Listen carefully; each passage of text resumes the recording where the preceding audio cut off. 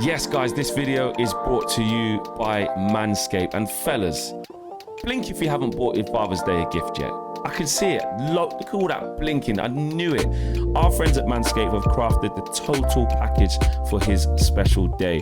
Whether it's for the boys downstairs, his beard, or even if it's for boxers, Manscaped has all the bases covered. Head over to manscaped.com and get 20% off and free shipping with the code Trinity. This all-in-one kit comes with a beard hedger, which is Manscaped's most advanced beard trimmer, as well as shampoo, conditioner, oil, and balm for your pups' beard. It also comes with a brush, comb, scissors. Your dad's gonna be a new man, and no beard kit will be complete without the Manscaped Handyman face shaver as well, for that smooth finish, which we know your dad's gonna need. Also, the Boxers 2.0 that were designed with a simple mission, make things comfortable. And the Shears 3.0 is a 5-piece precision men's nail grooming kit that any father needs to stay on top of his self-care with professional grade stainless steel tools. So go to Manscaped, like I said, use the code for 20% off your order and free shipping. That's 20% off and free shipping with the code. Or just visit manscaped.com and insert the code as well. Yes, people, what's going on? Welcome to episode 18 of the Trinity, powered by Dangor. Kabloom. Oh, there's no. Okay, right. As you can see, KG, the comedian, who is part of the power of Dangor, he's out looking for Dangor right now. He's not here. He's in Riyadh, searching for Dangor at the 5v5. Yeah, well, you can see right there. There's the missing poster. Last seen looking for Dangor. I mentioned this morning on the Morning View Flex, I said there will be a Trinity episode today. We're 18 episodes in, 18 consecutive weeks, 18 consecutive episodes. We have not missed one. We will not miss one. But this week is our most challenging one to date. And I'm telling you now, there's been some challenging Trinities. You know, there's been some times we've woken up at very early in the morning or very late at night to do this show. This week is the most challenging one because for the first time, all three people are in different countries to each other, which is the reality that we're living in at the moment. But somehow, some way we have managed it, even though we are a person light. KG will be with us in spirit, I'm sure. Somehow, some way. Absolutely. Episode 18, like you said, by hook or by crook, we will get this show out to you, even if it's just two of us. It's not actually a Trinity anymore. I am, as you can see, I don't know how much of it you can see. There you go. Yeah. I am at the Johan Cruyff Arena here in Amsterdam at Ajax's stadium. I'm here at the soccer exhibition, which has been brilliant, really, really good. Out here with DR, with the guys from DR, and interviewed Ronald de Boer, legend, Dutch football legend, really down to earth guy. Yeah, good guy, man, really, really good guy. And he had some interesting things to say on Eric. I'll let you into a little bit of story because I was going to try and get a line for the channel, and then Miss Abby Summers ruined it. So we've got, and this does lead into United because you might be like, "What's this got to do with the Trinity?" Like, I'll tell you. No, so sitting down with Ronald. What happens with the Trinity? This happens with Trinity. We riff. Yeah, absolutely. So we're planning our interview. So she's like, we're going through the questions. I'm like, right. Let's ask about the Euros. We'll start off about that. How he thinks, the Netherlands are going into it, and how Ronald Koeman's turned them around. And then you asked about young players, and we just worked it out. And I said, right. Obviously, being a United fan, I want to ask him. He's been here at Ajax. He won the Champions League here at Ajax many, many years ago, 94, 95, I think. And he knows Eric Ten Hag well because when he was here. So I want to ask him, like, what do you think of Eric? And does he need more time? And this, that, and the other. It's my thing. It's my thing to ask. I'm the Man United fan. And what does Abby do? She couldn't think of a question when I threw it back to her. And she stole the big one. She took that. She asked the Spurs fan, asked Ronald de Boer. So obviously Eric Ten Hag at Manchester United, what are you doing? So I couldn't really put it on the channel because you guys would have been like, why is Abby Summers? Although she's our people, friend of the channel, family of the channel. Yeah. Why? What's going on? So she ruined it. She's an absolute disgrace. She's a cheat. Yeah, well, typical Spurs, really, you know what I mean? Typical Spurs trying to sort of steal other people's accomplishments because they don't have any of their own, obviously. I mean, they they lost against Man City and celebrated that like it was an achievement because they don't have any. I mean, that's kind of that's the reality that they live in. So yeah, it matches up. It matches up for that kind of behavior. Oh, and also hear about this for a disgrace. Oh, sorry. Sorry. Like she said, I was in the away end over. It's that way. You can't really see it. It's off camera in the corner. For their game, obviously when they come back and beat Ajax. She's like, oh, they should rename this stadium the 90 plus 6th minute stadium. Yeah. I said, what? This is like. Do you understand? This is like the mecca of football. Like this is the Johan Cruyff Arena, and you think some Spurs thing or is going to just come and change that? Spurs. Well, you would have been Johan Cruyff. You've been to that stadium as many times as her, right? I mean, actually, when we won the Europa League under Jose, what stadium was that in? It's in Stockholm. It's in Stockholm. And why am I thinking? I swear there was another final that was held there at some point. My point being is, like, yes, you've been there. There's the amount of times that she has, which is 2. Yeah. Obviously, with Eric's last game, and there you're there now.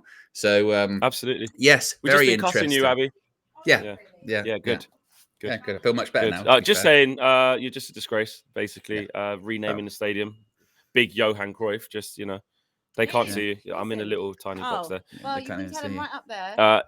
And basically, and also how you stole the question, so the viewers can't really see on United View. If you'd have done your job, can't see what Ronald de Boer thinks about our manager. Yeah, great, thank you. Cheers. Okay, well, go and eat then. Well, happy to do it on your.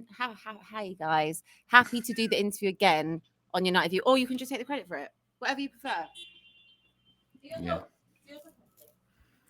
Yeah. So that's what I've been up to the last sort of day or so. So that's fun. That's fun. To be fair, what's been going on with Man United? Not a lot. Not a lot, mate. It's been. Do you know what? It's been a shockingly quiet week for Manchester United this week because the review is a reviewing. Erik ten Hag is on holiday. I saw something saying that the Manchester United sort of director of communications is also on holiday. So, and it's felt very much like a holiday week. Like there's not a lot going on. We had heard that there was going to be this end of season review, which is seemingly still ongoing. And to be honest, obviously a couple of days ago, there was a sort of fever stuff with like, oh, he's going to go and then he's not going to go and then all that stuff. And then now we've entered into the territory where I think everyone's collectively taken a breath and gone, no one knows anything.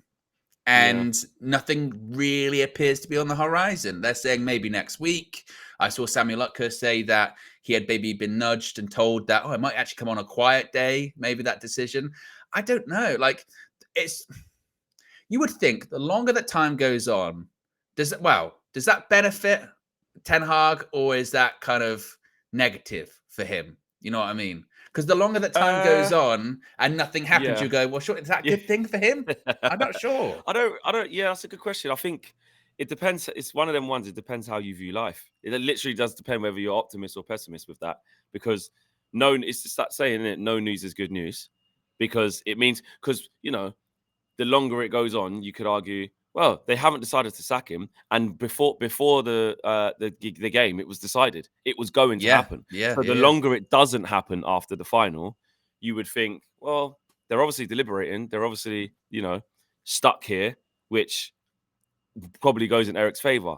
But then if you're a pessimist, you're like, just a matter of time. Well, they haven't come out and said he's staying. Still, the silence is deafening. So it depends how you view it. I mean, I would side, he says, I would side a little bit more on the optimistic side, only because I just feel it was so done, cut and dried before the final. It really seemed like that anyway. It really, really seemed like that. And the perception and the feeling around the team and Eric in particular changed for Ineos, I think. I think they would have looked at that and gone, look at him with them fans. They're all behind him. Look at him holding the FA Cup, victorious against Pep. It's not a mask for the whole season. It doesn't mean that Man United weren't shit. Of course it does. But they might have looked at it and gone, you know what? Let's have a little look more. You know what I mean? But then some people owe him. I was with, when I was on TalkSport the other day, I think it's Wednesday, or no, Tuesday night, Perry Groves came in, ex-Arsenal. player, and he was doing a sports bar with Jason Cundy, and he was just talking about what's coming up on their show. And I was like, he was like, yeah, we're going to talk about Ten Hag, you know, should he go? And I was like, yeah, you know, I think he should get a bit more time. And he was saying, no, like, why? If like he was saying, strong leadership is what needs to be shown, and they made their mind up that they were going to sack him. Don't change it on one game. If you believe that Man United are going to go forward without this manager, one game shouldn't change it, and you stick to your guns. Even if you're going to get backlash from the fans, you be strong in what you do, because you know that you believe in your decision. And in 3 or 4 months into the new manager, people will start going, okay, fair enough, you got it right. And some Man United fans think that. Like some Man United fans who still don't think Eric should be given time, they're like, no, don't change it after one game. Don't. And I spoke about it this morning. There's valid points on both. I spoke about it this morning, and I don't bemoan this review that they're doing, because I think it's the right thing to do. I think the wrong thing to do would be like immediately after the FA Cup final, either sack him or give him a new contract, something ridiculous. So that would be reactionary, a knee-jerk thing. Don't do that. It's good to take some time on it. Now, there's a limit, because stuff has to get done. Even the reports today suggest this, and this is what I'm speaking about too, that how can you logically go after transfer targets when you don't know who your manager is going to be? Because logically, an agent or a representative in those talks would be, oh yeah, I'd love to come to Manchester United. Who's he going to be playing for? Oh, we don't know. They go, well, maybe call me when you do know. Actually, maybe then. So like that, like it needs to get sorted fairly quickly. So that's why I hope for next week. But also, my theory is with this flex is, and I don't think this is a radical theory by any stretch of the imagination, Ineos just didn't see this coming. They thought they didn't think we were going to get to the FA Cup final. That was a surprise. They definitely didn't think we were going to win it, and definitely in the manner that we won it. They didn't see that coming. And now they're sort of taking a step back going, all right, okay. We kind of thought maybe about Kieran McKenna, and that one kind of sort of dissipated quite quickly because we were taking a bit of extra time and looking at this all. Okay. We've got to really talk about this. Maybe some of those people that were against him are now like, maybe he does deserve a little bit more time, maybe. And that debate is becoming a bit more fierce. And then also they're like, it was a divisive decision anyway to get rid of him. Now it's just downright unpopular. Like, is that the foot we want to be getting off on? But then, to your point, and I mentioned this morning too, this idea of delaying it out of maybe fear of a reaction. When you buy into a football club and you demand control of football operations, that comes with decision making. You've got to make decisions. You've got to make decisions that might be popular or unpopular, or what you believe is right. And what we can't have is indecision too. That's where we've got to the point we are now. We're still in purgatory at the moment. We don't know. We don't know if we're going to heaven or hell, Flex. We're still in purgatory. Procrastinating. We don't know. And the longer that it goes on, it does get drawn out.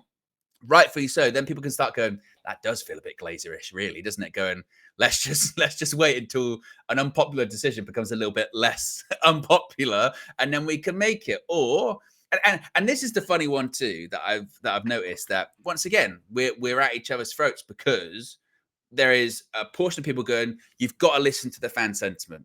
The majority of the fans want him to stay now, so you should listen to that. That should be a massive factor in your decision. And there are other people that are going like, no, don't listen to us. We don't know what we're talking about. Don't listen Don't to let us. fans choose.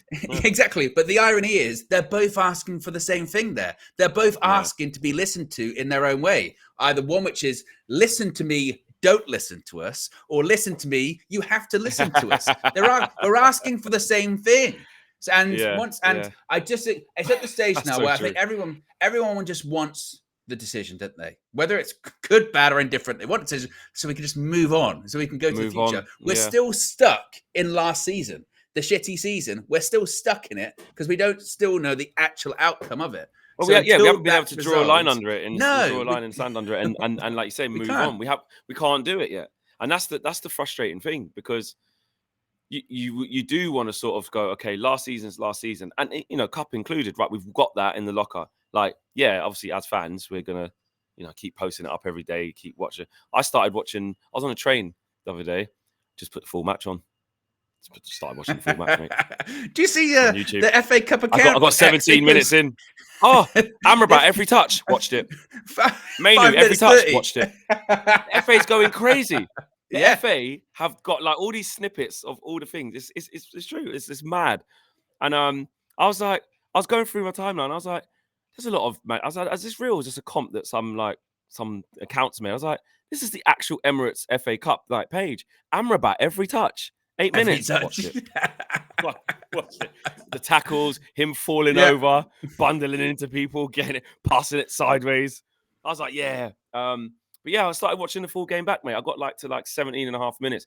And you know what though? Just actually, it's not until you watch it back, like properly, not the highlights, you realise like the first 15 minutes, no, like the first 5-10 minutes, they didn't touch the ball. It's a dry, but it's a dry it was game. Fine. It's a dry game. Yeah, it was it's like a lot of and then like off the ball position. Off the ball, and then they're just going sideways. And I remember it's just funny how when you're actually watching it live in the thing, because I'm nail biting, so I'm like, good, 5 minutes down, good, 10 minutes, they're not hurting us. Like, good, get back in. Yep, clear it. Okay, that's fine.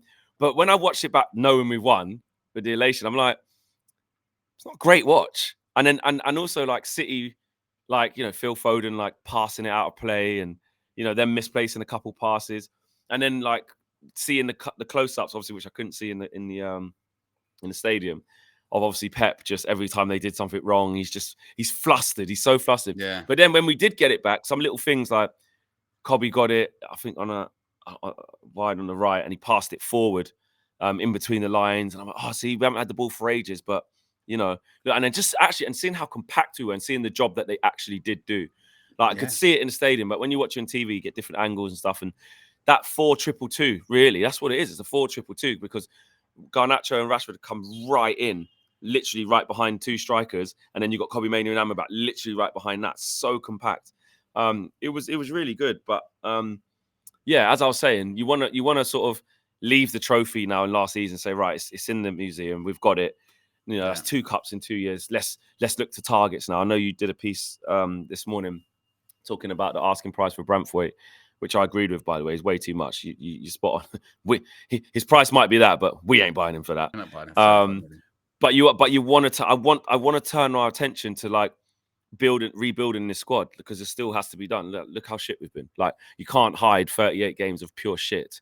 And yes, we had players missing, but we look at the depth and the quality of play. We've got a lot to fix, and I know the window's not open yet, but I want us to be focusing on that. And like you said, we just can't because we just don't know who the manager's going to be. No, and the problem is that this is why it has to be next week. The suggestion is it's not going to be this week. I mean, it's Friday now, Saturday or Sunday. I mean, my big conspiracy theory is they do it the day of the Champions League to soften the blow if it's bad news. Because that's a real thing. Negative news, sometimes people put negative news up when other stuff has happened because they're not talking about that. So they'll go, Champions League today. Coward way to do it, isn't it? Champions League today. Ten Hag's been sacked. Champions League today. You go, what was that? Did you just say? Mate, if they did that, mate, the thing would still be trending over that game. Like, because on the day that Jadon Sancho is in the Champions League final, are you kidding me? That would be it would be crazy. So again, it'll have to come. Most likely, it'll come next week, and then like you said, you've got to move on. You got to move on to the transfer, because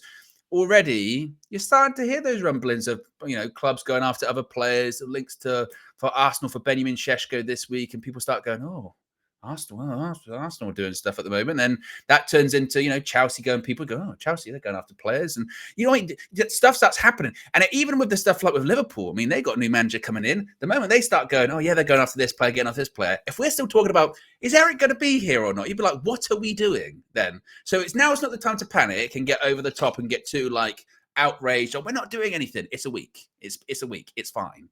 But we can't procrastinate, like you said earlier on, for too long, because it's not as if we don't have a busy summer ahead. We've got so much to do.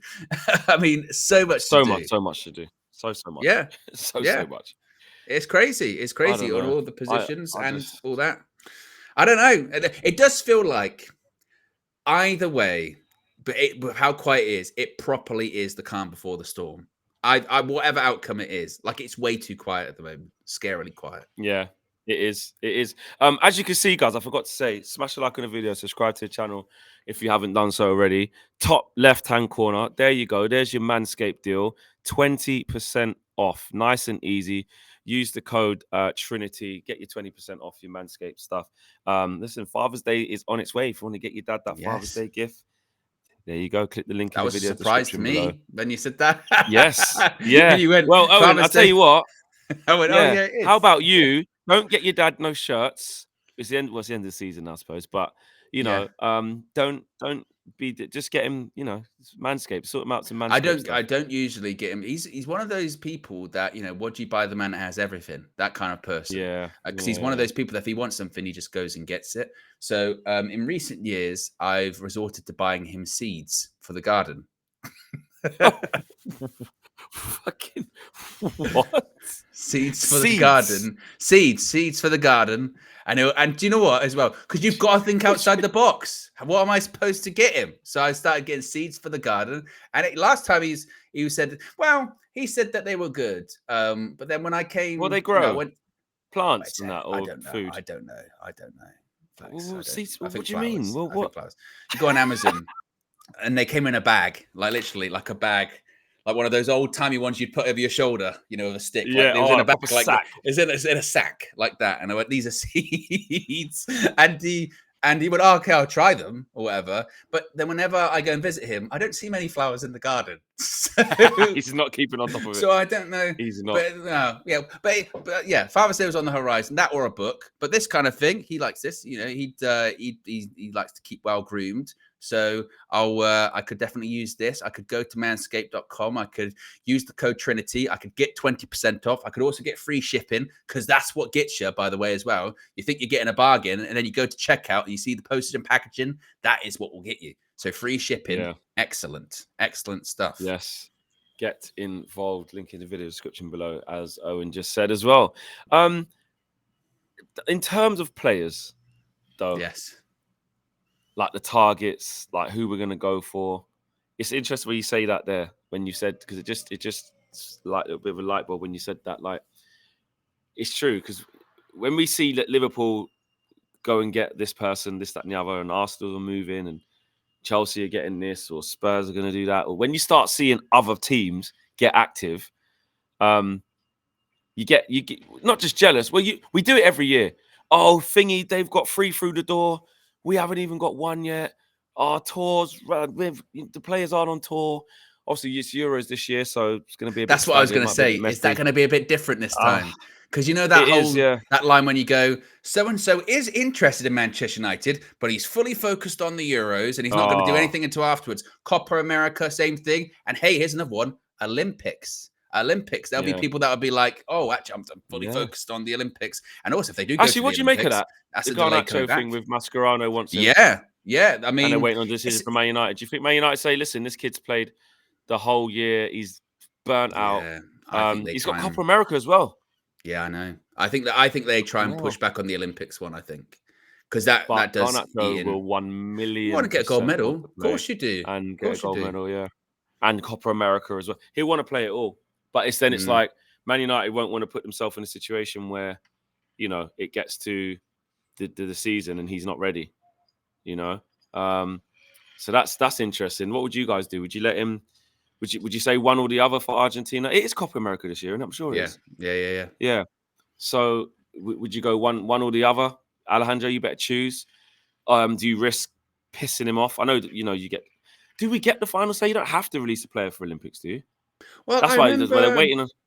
When we had the Team GB thing, when it was the World Cup in 2022, I think, like Mascherano, because he's a manager of Argentina under 20s or something, he wanted Garnacho for something, and United went no, basically. Yeah. But I don't know. I mean, again, Copa America's obviously it's a big tournament. Olympics, look, it's once every 4 years, you know, exactly. and it's under a certain age bracket as well, isn't it? I think so. You know, you can miss out on that too. I don't. To be honest, you're allowed to think a few players over. Yeah, a few players over. I never watch Olympic football. I'll be honest with you. Like, no, I did when it was 2012 when 2012 with the GB. No, we didn't. Yeah, it was. It It was was like like we had Sturridge, Giggs. Giggs. Was think. Bellamy involved in it? Something like that? Like, I don't Yeah, know. it looks like a real awkward watch, isn't it? It's Like very the political. Very kit's just political. weird. The Yeah, new one, because they've got to involve people from all the countries. Because reality yeah. is, Oh you yeah. have the majority. You'd have probably English players with a, Yeah, with big like at the time. time like a Bale or a Giggs. Or So we something. got to put like Ethan Ampadu in centre mid next to Right. Declan Rice, just because got to mix Yeah, it up well, a bit. yeah, McTominay. You know what I mean? It's got Ampadu, McTominay, Rice. yeah, Team that GB. Team GB. Yeah, so and we only did it that year. Kiefer 'cause, of Moore up course- front, just behind Harry Kane. Yeah, exactly. Brennan We only- Johnson on the right. Foden on the left. well, and get Johnny That's Evans a in. mad Get team. Johnny Evans in. Johnny Evans in there. I'll Get have the some Irish in. representation. Oh, that Team GB. It'd be shit, isn't it? Yeah, now. exactly. Yeah. We only did it because obviously we were hosting it, but I never really paid that much attention to Yeah. it. But look, obviously in different countries, I'm sure it's a very big thing. Brazil, same with Argentina Massive. too. So I'm Patriotic sure he countries, would. bro. Yeah, I'm sure he'd want to do it. So circling that back to transfers, that does delay a lot of stuff, doesn't it? It does. When you go. A lot of moving parts. Even when you get like the Romano, here we go, and they go, well, nothing's going to happen until after the Euros. Nothing's going to happen until after Copa America, or but maybe deal not so much agreed the or fee Olympics. agreed. Yeah, exactly. And then to your point with Deal in Tour, principle. that's when you suddenly then get players when they're like, oh, they're going to be delayed coming into Tour because of how far they've got in the tournament. Well, when's the final? Is the final the 14th of July? Is it? Euros? I think it's Final. I think it's like the 14th of June to the 14th of July, something like that. Yeah, 14th of July. Yeah, Yeah. it's a month. So 14th of July, and then our first game of pre-season in Scotland, actually, it was the 20th of July. I know that at Hampden Park or Murrayfield, I think it is. And then the 27th, Yeah, we got Arsenal. So there's So like 6 days. if you get to the final, oh, there's one before Yeah, that's that. if you get to the final. There's Yeah, Rosenborg the on Nuremberg on or Rosenborg. Rosenborg on the 15th of July. So the day after. right, the day after the final. So obviously, if you get to the semi-final, then you've got to do the third place playoff as well. Yes. Yeah, so you have to stick around for that. So if you get to the semi-final and beyond, them players, would they even fly them out to the South Carolina, like the last game? Probably not. They Wow. just won't be on tour. Wow, the first That's game where it on gets tour techy, for us. because we got less games this year. Yeah, well, some of these things haven't been added on here. What's the first date on tour? The first one is that Rosenborg thing. Yeah, It's, the week. That's like the 15th. But that's not the of July, American something one. like that. That's not America, is No, it? no. Then it goes Murrayfield, Yeah, which is the 20th of July, yeah. and then the US tour starts Begins from with like Arsenal. the 27th of July, and then we finish on the 4th of August. So yeah, this match, And then the week after that's Charity Shield. Yeah, so this match Now against Arsenal is on, like you said, 27th, 28th over here because it's at 1 o'clock in the morning. So that's what? Yeah. That's what, two weeks after the final of the Euros. 2 Yes, weeks after the final. So they might be on tour. They might not he's make in the that final. game. Yeah, and then they might fly out for the San Diego one. Yeah, they got Betis on the Maybe, 'cause- first. Yeah, so And that'll be then like Liverpool 3 on the weeks 4th. off if you got to the final. Yeah, You know what I mean? they'll make some games. But but I don't think they would probably be reluctant to fly somebody out just to the South Carolina game for Liverpool on the 4th of August. Yeah, Or was that yeah, Betis, whoever that is, on the 4th of August? At Liverpool. Just for that, and then fly them all the way back. Maybe, I don't know. We'll have to see. But it doesn't help. Another thing I want to ask about or just talk about is Anthony's statement. Anthony saying, Yeah, I've had a tough year. Where I've come from, what I've had to come through, and I'm ready now to go again. I was talking to a content creator and agent here at SoccerX, and he worked at Ajax on the media team and something else. And he was saying about Anthony, because I was like, he's a big Ajax fan as well. I was like, what is it with him? Like, because he looks like one of our worst purchases ever. But you can tell he's not as rubbish as like he has been. There's, he got something, still not good enough, but like he's not as dead as we've seen. And he goes, look, when he was here, he was very good. Like he can score goals, he can get at people, he's quick. And he said he goes in the summer when there was on preseason camp here.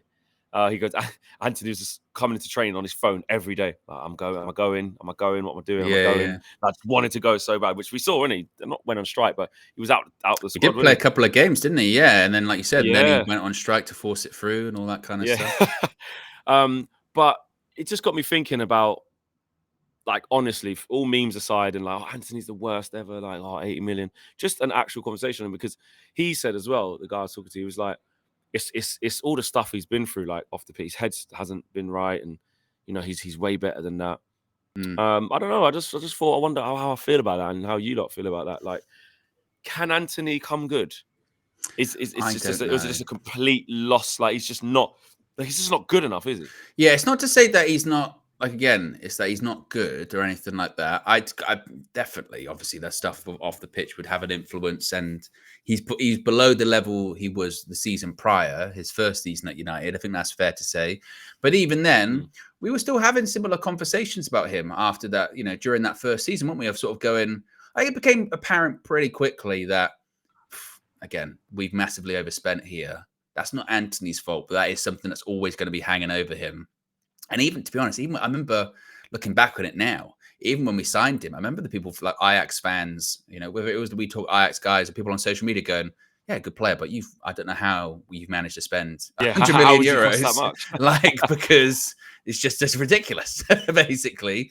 And now we find ourselves in a position where this season, he's lost his spot on the right-hand side to a player that naturally plays on the left, and Alejandro Garnacho. And again, this is his manager, his guy. Trusts him. He trusts Garnacho more than him. And now I think there's a really strong argument to say that actually as well on that right-hand side, Ahmad's probably ahead of him too. It'll be really interesting to see what happens with him in the summer, Ahmad. I think if he's not in plans, or even, you know, quite significant plans, he should go out on loan to another club. A top club, because he needs to play. I mean, and we've seen really towards the end of the season, like the quality's there with him. It is there with him. Who knows what the ceiling is with him, but the quality's there. He has to play football next season. Absolutely has to play. Yeah. As far as Anthony, I don't know. I don't know if I expect him to leave in the summer, because again, he's got this long contract, big contract, and I'm sure after this season, a bit like in his statement that he put on social media, he'll believe, no, it was just a bad year. It was just a bad year, and I've got to get my head down. I came here for a reason. You know, I believe in myself.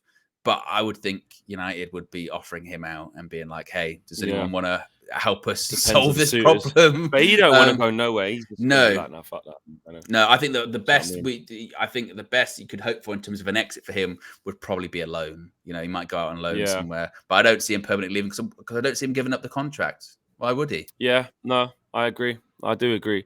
I don't know. I just feel, he'll be here next season, I think. And it's just funny to just, when you think of him, you just think, can he actually go a level up? Can he be better than this? Like, put the shit that he's gone through behind him, in his kind of words. I don't know. Could he? I'm not sure. We have to wait and see on that. And especially if it's a new manager, what is that? What does that look like? You know, how does he fit into that? And even Ten Hag needs to rebuild back his trust, because even Ten Hag went, nah, mate. No. I've got to stop. I did see earlier, and I'll ask Matisse about this, because I'm going to do some stuff with Matisse for you guys that you guys will see at not a later date at some point. Not later date, not too distant future. I'm going to record some stuff with Matisse about managers and just targets, and mainly to get him on as well, to say, hold that, like, to laugh, like, just don't worry about that. Just to say, I did see generally a disgrace, just in general. 100%. Oh, it'd be really fun. I'm going to do some stuff on his channel as well, and I'm going to do something with Robbie as well about this whole. Did we have a better season than Arsenal vibe? I want to talk about that as well. I saw him. I did see some definitions on that, by the way. I saw him because they had a similar he's saying more successful. Yeah. He's you know, it's like last season all over again, isn't it? Not this past season, the season before, but define bottle it. That's what it's that again, isn't it? Define better. Define progress. Define success. Successful. Yeah. Don't blame it on definitions. We need like the Robbie dictionary or whatever. On the dictionary. whenever it gets debatable, he goes, let's consult the dictionary. Don't blame it on the synonyms. Let's try spell check. I know. This is anything to get out of it, but I'll speak to him about that in the video. So look forward to that as well, guys. But I was going to say, back to Chelsea. I saw Nick Puel in the Standard say that we was interested in Trevor Chalobah for 25 million, but Man United have to sell before they can buy. So might not meet the expected for 25 million. You have to sell before we can buy. I know, honestly, but Trevor Chalobah, not for me. Not for me. No. I think not for me. Even at 25 mil, it could be one. If they did get him and he ended up being really good, it could be one of the flipping deals of the summer. But I don't see that for me. Well, I think, look, you could say at least if you did do it and it went wrong, you go 25 is low cost. You can move it on pretty quickly. Yeah, but we just don't want to. Talking this morning, I think most people have got their hearts set on they want Todibo to come in from Nice because the understanding is that wouldn't be huge, maybe about 40, and the relationship is there. And then the free transfer from Fulham, Tosin, that's what people want. Like, I think people are looking at that, but that's going to be a really competitive one because Chelsea want him, Newcastle want him. They've both got managers at the moment and a bit more stable than us. You've got a plan and know what's going on. Exactly. Yeah. So, but I think I don't think that will happen, the Chalobah one from Chelsea, but it probably does say a lot though. We've said this so often recently, haven't we, on the morning shows when we're like, we have to really like take a step back and realize the position we're in financially. And if you're expecting Manchester United to sort of spend wildly or even resolve all of these issues we've got in one window, or even buy people for like 70 million, it just is not going to happen. There's something like it really is not. I mean, they're saying our budget is very small without player sales. The hope would be we do the player sales, we get the money in, but it'll be interesting to see which way round we do it. I mean, last summer, the idea from United's point of view, wasn't it, of let's spend and then for the rest of the window, we'll get rid of players, which they kind of did with like a Langer and the loans and Henderson and all that kind of thing. But this time around, they might view it as, look, we're just not going to buy anyone until we get rid of some of these players first, because that's the priority. And if that is the case, historically, that might mean we're in for a long window because that's going to take some time for us. It really is. And by that point, are even the players we're looking for, are they available anymore? Have they moved on too? So I don't know about you. I have no idea what to expect from this window. Like I really, really don't. My worry is, and I don't know if you feel the same, my worry is that I feel like it could be quite tedious and quite like difficult, shall we say. Yeah. No, it will be because, money's tight. And also it's the first time that Man United are trying to hopefully come across as credible or come across as sort of competent is the word actually I'm looking for, not credible, competent in their negotiations. Omar Barada's trying to put a flag down,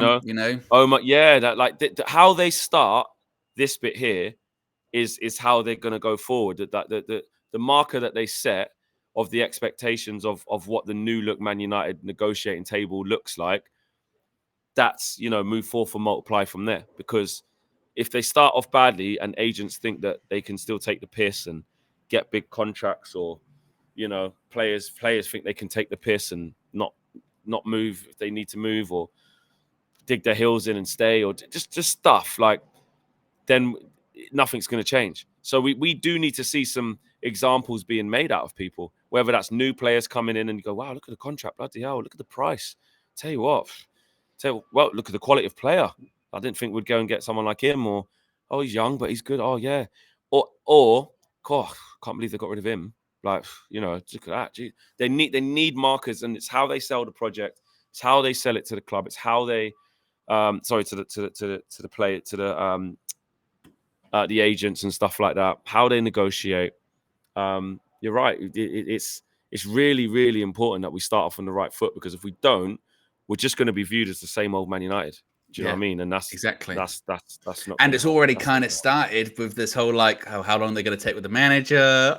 What's going on here? So that's what I mean. Yeah. There needs to be some kind of leadership at some point, doesn't there? Of like, right, we're making decisions. Right, we're making moves. Like, you do need to make a statement. Like, it would be good, like after the decision is made about the manager, if we did make a signing fairly quickly, because you'd be like, oh man, United really mean business here. This is what meant.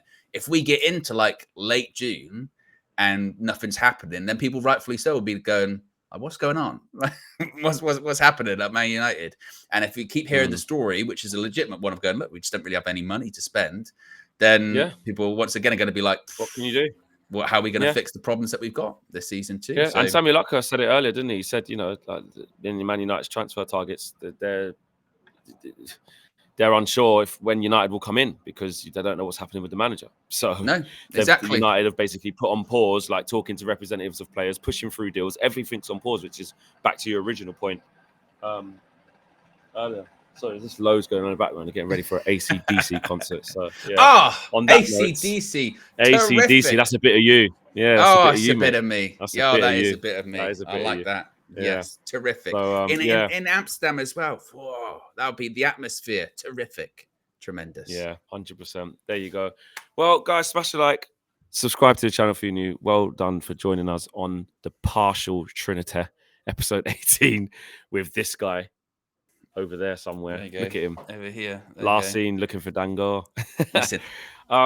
Yeah, exactly. Remember, Manscaped, 20% off and free shipping. Link is in the video description below as well. Father's Day is vastly approaching, so do get your deal there. We have put on a stunner for you. Yeah, absolute stunner, mate. No excuses. Yeah, no excuses. Guys, episode 19 next week. By hook or by crook, told you we always get it done. Somehow, some we'll way. See you there. Don't know if KG will be there. It might still be there in this capacity. We don't know, but the Trinity will be there. Thanks for watching, guys, and we'll see you all again soon. Big up to all of you. Take care. Peace.